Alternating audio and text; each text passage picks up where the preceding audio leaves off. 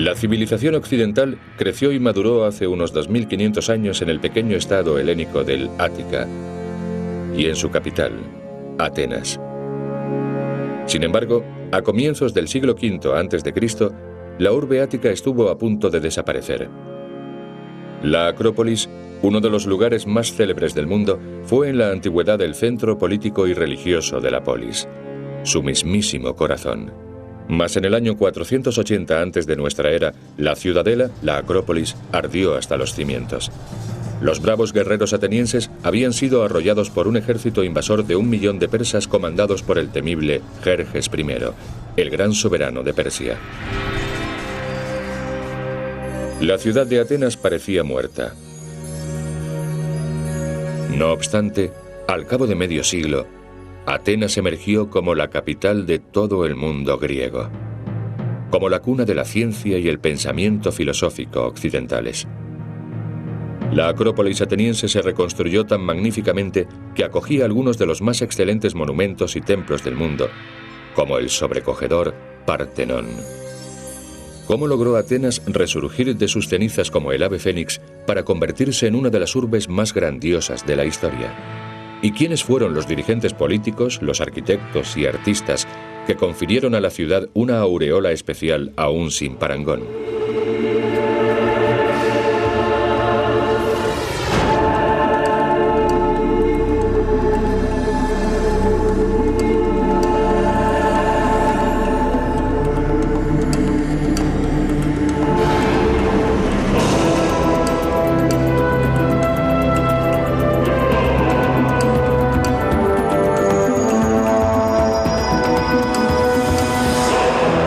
Secretos de la arqueología. Atenas, el esplendor de Occidente.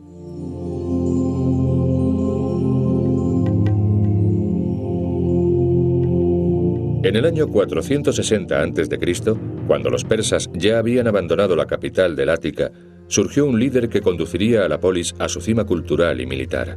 Su nombre era Pericles, y sus logros no se limitan a las capitales reformas democráticas, sino que se extienden a la reconstrucción de un poderosísimo ejército y a la erección de los monumentos más colosales de todos los tiempos.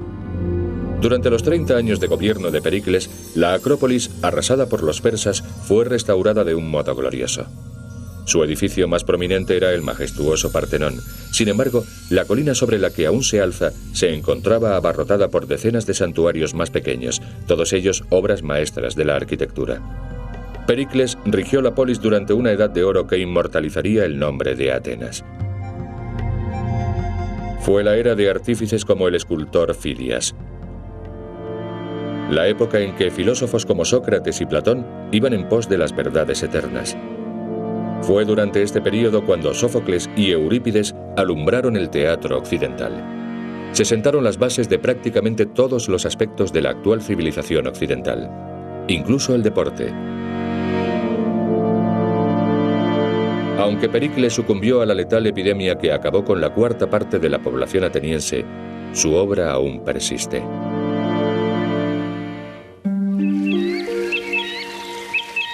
Atenas significó el apogeo de un movimiento cultural que llevaba milenios gestándose. Grecia es una tierra de contradictorios y a menudo espectaculares paisajes. Los antiguos griegos sostenían que los bosques y las aguas estaban pobladas por dioses y diosas, así como todo tipo de seres sobrenaturales. Lo cierto es que la región estaba habitada por una asombrosa variedad de criaturas muy reales. Sus primeros pobladores arribaron casi 2000 años antes de nuestra era, a comienzos de la Edad del Bronce. Pertenecían a una rama del gran linaje indoeuropeo inmigrado desde las vastas planicies que se extienden entre Europa y Asia.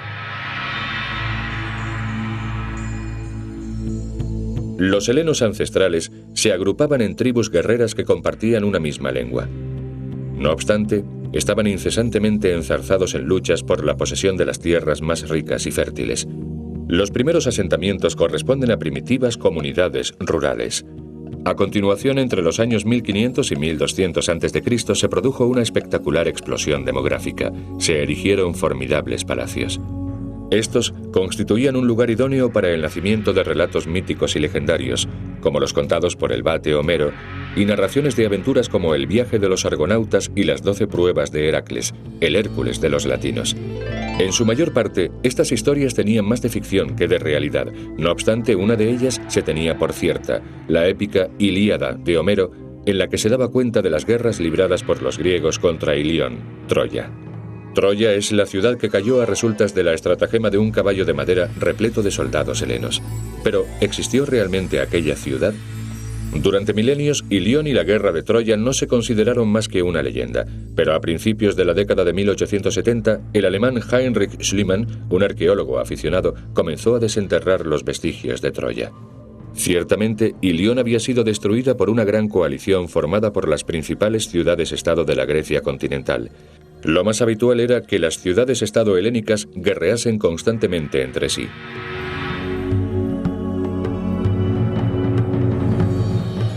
Para el siglo V antes de nuestra era, la población griega ascendía a 4,5 millones de habitantes.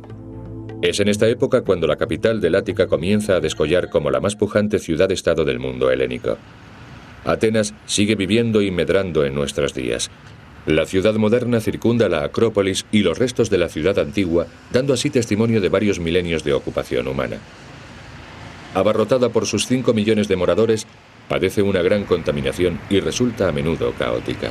De todos modos, estas circunstancias no dejan de estar íntimamente relacionadas con un mundo antiguo y perdido. En multitud de lugares, los diversos períodos históricos que han dejado su huella en la urbe se hallan superpuestos. Pero en todo momento, irguiéndose majestuosamente sobre la populosa ciudad, se ha alzado el eterno Partenón y el resto de edificaciones de la Acrópolis. El término Acrópolis significa zona principal de la ciudad, ciudadela, y de hecho casi todas las ciudades helénicas contaban con su Acrópolis. Ello se debe a que prácticamente todas comenzaron siendo un asentamiento en la cima de algún monte. Tales lugares constituían fortalezas naturales que brindaban protección contra el merodeo de los animales salvajes y las huestes enemigas. Aunque la ciudad ancestral crecía y se ampliaba, la Acrópolis seguía albergando las residencias de los miembros más destacados de la polis. La ciudadela era el lugar donde se llevaban a cabo los debates filosóficos y se tomaban las decisiones políticas. Y lo que es más significativo, en la Acrópolis se adoraba a los númenes del panteón helénico mediante misteriosos y sagrados ritos. En el período micénico, alrededor de 1200 a.C., las primitivas cabañas fueron sustituidas por unas fortificaciones cuya construcción acabaría por atribuirse a míticos gigantes. Alrededor del año 450 a.C., la Acrópolis cobró la imagen arquitectónica que hizo de ella el foco de la cultura helénica. La magnificencia de su ciudadela permaneció intacta aún tras la caída de Atenas a raíz de la victoria espartana. Más adelante, en el siglo II de nuestra era, los romanos edificaron nuevas murallas y monumentos, como el espectacular teatro de Herodes Ático.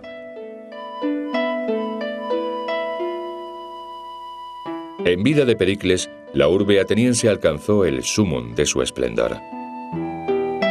Al tiempo que se sucedían los grandes acontecimientos políticos y culturales, los ciudadanos de la polis disfrutaban de una vida cotidiana cómoda y agradable.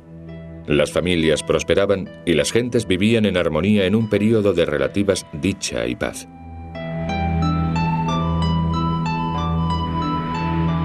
Los atenienses, como todos los helenos, eran un pueblo piadoso.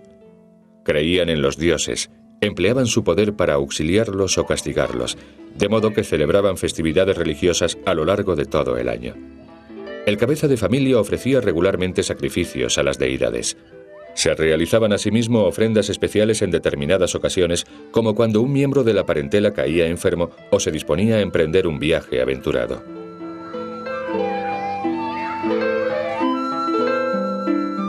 Cada 4 años, las fiestas ordinarias alcanzaban su clímax con una grandiosa procesión a la Acrópolis. Se trataba de la Panatenea, un homenaje a Atenea, la diosa custodia de la polis. Todos sus moradores, independientemente de su rango u oficio, participaban en el gozoso desfile. En el transcurso de la ceremonia, 2 vírgenes ofrecían a la deidad un peplo, una rica túnica ornada con vistosos bordados. La comitiva ingresaba en la Acrópolis por los Propileos, el monumental pórtico proyectado por el arquitecto Mnésicles. En aquellos pretéritos tiempos existía una pinacoteca compuesta por lienzos de Polignotos y una Venus desnuda, obra del pintor Apeles. Sin embargo, aquellas obras maestras hace mucho tiempo que se perdieron. Después de trasponer los Propileos, los adoradores de Atenea penetraban en la plaza. Aquí se alzaba la efigie de Atenea Prómacos, la encarnación guerrera de la diosa.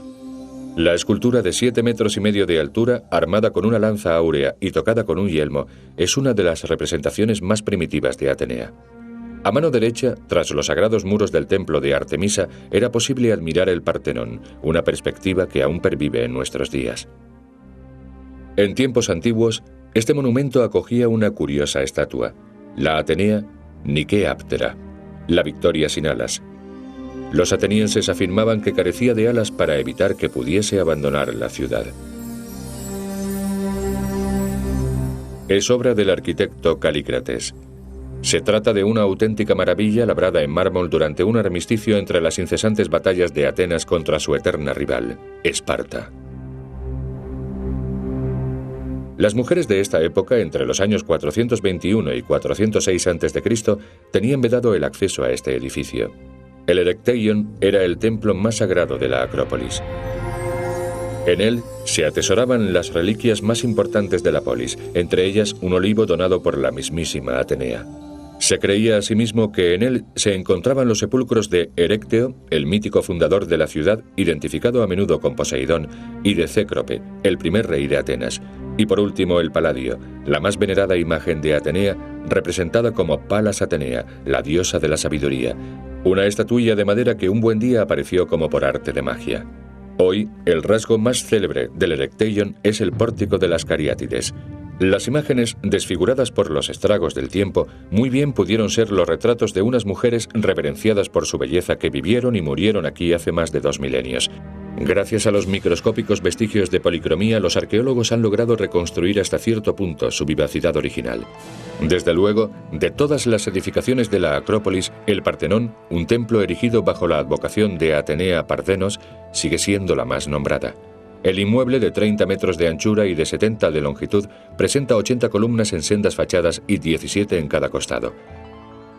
Su reconstrucción se inició en el año 447 a.C., y los arqueólogos piensan que se completó al cabo de 15 años.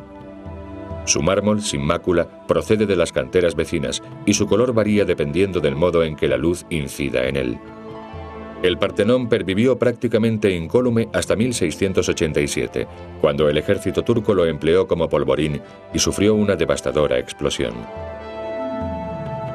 Pese a que los efectos de los accidentes y el pillaje se han hecho sentir, su gloria aún pervive. La reconstrucción arqueológica nos permite contemplar estas joyas tal y como fueron concebidas hace milenios. En el frontón oriental aún se puede observar algunas escenas de la mítica batalla por el dominio de Atenas librada por Atenea y Poseidón, el dios del mar, que conforme a la leyenda tuvo lugar en la propia Acrópolis. Por muy espléndida que fuese su apariencia externa, el verdadero sentido del Partenón subyacía en su interior. El monumento estaba dedicado a una de las facetas más reverenciadas de la diosa Atenea, Atenea Virgen Parthenos. La imagen criselefantina que presidía el santuario fue, según las descripciones conservadas, uno de los más magníficos tesoros perdidos del mundo antiguo. La estatua, fabricada en oro y marfil, tenía una altura de 12 metros. Su coste fue tan elevado que con los recursos empleados podrían haberse armado 300 navíos de guerra. Se decía que su artífice, el escultor Fidias, se había inspirado en la propia diosa, que había acudido a su taller mientras trabajaba. Sin embargo, su exorbitante precio enojó de tal modo a los atenienses que Fidias hubo de exiliarse hasta el fin de sus días. La imagen permaneció en su emplazamiento original hasta el año 426 después de Cristo, cuando el emperador oriental Teodosio II la trasladó a Constantinopla, donde acabó destruida en 476 a causa del incendio que consumió la mayor parte de la urbe. Los arqueólogos saben mucho acerca de ella gracias a la estatuilla conocida como Atenea Parcenos del Barbakeion, una reproducción datada en el período helenístico entre los siglos IV y II a.C. Durante un sinnúmero de siglos, Atenas y la Acrópolis fueron el faro que alumbraba a los viajeros de la antigüedad. Muchos de ellos se dirigían a Delfos, un lugar sagrado situado al noroeste de la capital ática. Aquí se edificó un gran templo dedicado al dios Apolo. En Delfos se encontraba asimismo el místico oráculo, que ofrecía unas crípticas visiones del futuro. Hoy en día, los arqueólogos, experimentando con las técnicas al alcance de los antiguos, tratan de averiguar cómo se transportaron e instalaron los mármoles empleados en Delfos.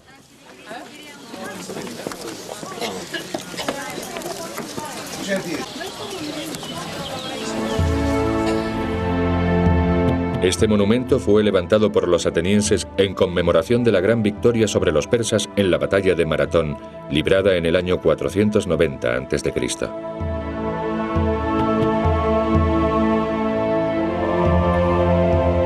En tiempos, aquí se custodiaron los escudos y lanzas arrebatados a los persas, así como imágenes religiosas de oro y plata. Mas como era de suponer, todos aquellos tesoros hace ya tiempo que desaparecieron. Las mujeres griegas de la época debían de visitar Delfos engalanadas con sus joyas y otros adornos. Irían perfumadas con extractos de hierbas obtenidos de la hierbabuena, el sésamo y el comino. Incluso usaban pintalabios. Un día en la vida cotidiana de una familia cualquiera comenzaba al alba. Tanto adultos como infantes desayunaban lo mismo, pan mojado en vino. Más entrado el día, la esposa cuidaba de los niños y la casa, mientras el marido atendía fuera del hogar los asuntos de una vida más pública. Atenas ofrecía una variedad casi infinita de divertimentos a los varones de clase alta. Libres de la carga que suponía un empleo con horario fijo, podían visitar a sus amigos y beber con ellos, mientras sus mujeres se quedaban en casa sin rechistar. Los hombres se ocupaban de las compras en una zona de la ciudad llamada Ágora, análoga al Foro Romano, donde se ofertaba un amplio abanico de productos: utensilios domésticos, verduras, vinos, artículos de tocador, cerámica, cuero y objetos de madera, así como hierbas milagrosas y medicamentos. Inevitablemente algunas monedas caían, rodaban y se perdían, para finalmente aparecer al cabo de miles de años. Tales hallazgos han demostrado que los bienes se pagaban tanto con moneda local como procedente de otras ciudades-estado. Sin duda alguna, el regateo se practicaba con entusiasmo. Otro de los elementos continuistas entre la antigua y la moderna Atenas es el mercado del barrio de Monastiraki. Entonces, como ahora, se plantaba un vasto y caótico bazar donde se podía comprar prácticamente cualquier cosa. 200 años antes de iniciarse la era cristiana, un autor anónimo nos dejó su testimonio. En Atenas todo se vende en un mismo lugar. Toda clase de higos, racimos de uvas, nabos, peras, manzanas y pescado de todos los mares, cordero, casquería, bayas de mirto, clepsidras, calostro de vaca, pasteles y panales de miel. Aún con unos modestos recursos, cualquier familia podía aprovisionarse de pescado y judías, así como cebollas, queso y ajos que poner sobre la mesa. El vino de la antigua Grecia tenía una graduación alcohólica muy alta, de modo que se diluía a la hora de servirlo. Una parte de vino por cada 5 de agua. La mezcla se llevaba a cabo en grandes vasijas y a menudo se aromatizaba con tomillo, hierbabuena o canela. Fuera de casa, el vino constituía un auténtico vínculo social, sobre todo en los simposia. De hecho, el término simposio significa literalmente banquete. En la antigua Grecia, las mujeres tenían prohibido asistir a los simposia junto a sus maridos. No obstante, en ellos no faltaban las mujeres. Se trataba de cortesanas, cultas jóvenes entre cuyos encantos se contaban el talento para la danza, la música y la declamación de poemas cómicos y eróticos. La prostitución era un aspecto tan fundamental de la vida ateniense que el gran legislador Solón la incluyó en sus códigos legales. Su práctica se concentraba en el Kerameikos, una zona cercana al Dípilon, uno de los principales accesos a la polis. El barrio era también famoso por los centenares de artesanos que producían una hermosa cerámica decorada con las características figuras negras y rojas que era objeto de comercio en todo el mundo antiguo. La industria cerámica era un componente clave de la economía de la antigüedad, tal y como hoy lo es la automovilística. Los talleres de alfarería y los hornos, que funcionaban las 24 horas del día, eran signo de prosperidad. En buena medida, la vida ateniense dependía de cuanto aquí sucediese. Otro sector de la ciudad, el ágora con su estoa, era el principal foco del comercio local. Mucho después de su construcción, que tuvo lugar en el siglo II a.C., se convirtió en un nuevo vínculo con el pasado cuando se reconstruyó en 1953. Hoy acoge el prestigioso Museo del Ágora.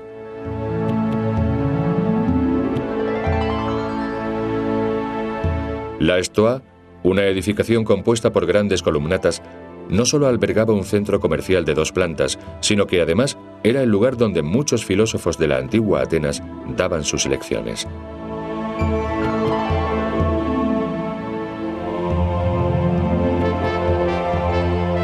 Tan solo había filósofos varones, no mujeres. Y solamente los hombres podían asistir a las charlas filosóficas. En aquellos tiempos, a las mujeres se las consideraba negadas para el pensamiento racional. En el centro del ágora se alzaba la Azolos, la bóveda de los Pritaneos. Fue erigida en el siglo V a.C. y tenía un diámetro de 18 metros. Era aquí donde se reunía el Consejo de los Pritaneos, el poder ejecutivo ateniense, para debatir los asuntos cotidianos de la polis. ¿Qué leyes aprobar? ¿Con qué estados rivales aliarse? ¿A cuáles combatir? ¿Debería condenarse a Sócrates a muerte por apología de la sedición? Los asambleístas podían prolongar sus sesiones hasta bien entrada la noche, pues les traían lechos para hacerles la estancia más cómoda.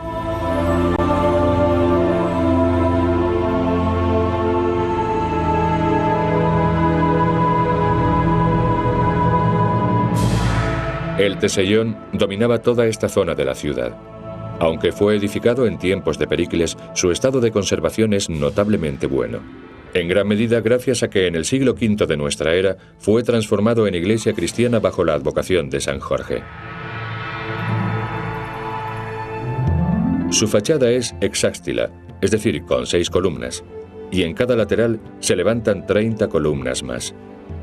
Su adaptación al culto cristiano no afectó a su decoración con escenas de héroes paganos como Teseo y Heracles. Por donde hoy pasa el metro, en la antigüedad había un recinto sagrado dedicado a las deidades más prominentes del panteón griego. Este lugar se consideraba el centro de la polis ateniense. Todas las distancias se medían a partir del ara que aquí se levantaba. Los obreros que trabajaban en la construcción de la red metropolitana hallaron fragmentos dispersos que, junto con los testimonios literarios de la época, permitieron a los arqueólogos reconstruir la imagen que el lugar ofrecía en sus buenos tiempos. El altar se encontraba rodeado por una barbacana o muro bajo cuadrangular. En los 2 accesos había instaladas sendas fuentes que los visitantes aprovechaban para refrescarse y la pequeña ara se alzaba en el centro. Más adelante se encuentra la Stoa de Zeus Eleutherios, Zeus Liberador, el lugar donde hombres como Sócrates y Platón conformaron el pensamiento occidental. Los actuales munícipes están calculando la viabilidad de un proyecto de restauración del precioso yacimiento arqueológico. En una ciudad como Atenas se condensa un prolongado devenir histórico. El bullicioso presente y el pasado remoto coexisten como una misma realidad. Atenas, la ciudad que sobrevivió a los persas, a las epidemias y a todos los ataques subsiguientes. Atenas, un escenario del incesante drama humano. Miles de años encadenados por las preocupaciones de innumerables hombres y mujeres, de madres que se despedían de unos hijos que se aventuraban en la incertidumbre de un mundo siempre cambiante. Atenas, la ciudad de los filósofos y los artistas, gentes extraordinarias. Atenas, la favorita de los dioses y las diosas. Atenas, la favorita del tiempo.